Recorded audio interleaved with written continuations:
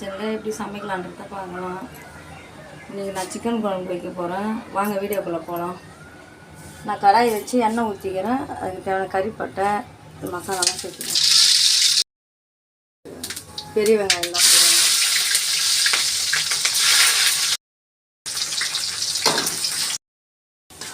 வெங்காயம் வதங்கிட்டுங்க இஞ்சி பூண்டு போட்டு சேர்த்துக்கலாம். இஞ்சி பூண்டு பேஸ்ட் ஒரு 2 டீஸ்பூன் மட்டும் சேர்த்துக்கலாம்.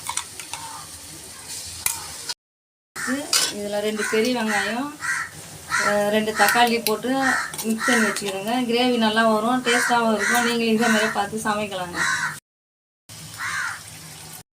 வெங்காயம் எல்லாம் வதங்கிட்டுங்க கரம் மசாலா 1 டீஸ்பூன், மஞ்சள்தூள் 1 டீஸ்பூன், கல் உப்பு தேவையான அளவுக்கு சேர்த்துக்கலாங்க. காரத்தூள் 1 டீஸ்பூனு, சிக்கன் மசாலா 2 டீஸ்பூன் சேர்த்துக்கிறேன். வாங்க வதங்கிட்டு மசாலா சேர்த்துக்கலாம். மசாலா தேவையானது சேர்த்துக்கணும். இப்போ குழம்பு மசாலா நான் எல்லாமே வாங்கி போட்டு தான் அரைச்சி வச்சுக்கிறேன். நல்லா டேஸ்ட்டாக இருக்கும். நீங்கள் இப்படி செஞ்சு பாருங்கள். வாங்க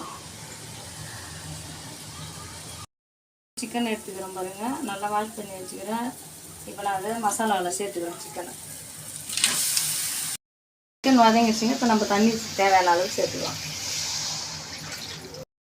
உப்பு கம்மியாக இருந்ததுங்க, நான் தேவையான அளவுக்கு இன்னும் கொஞ்சம் உப்பு சேர்த்துக்கிறேன். இதுக்கப்புறம் கொதிச்சிடுவேன்.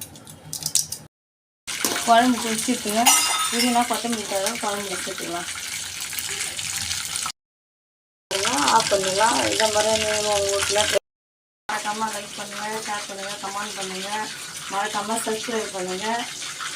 பாய்.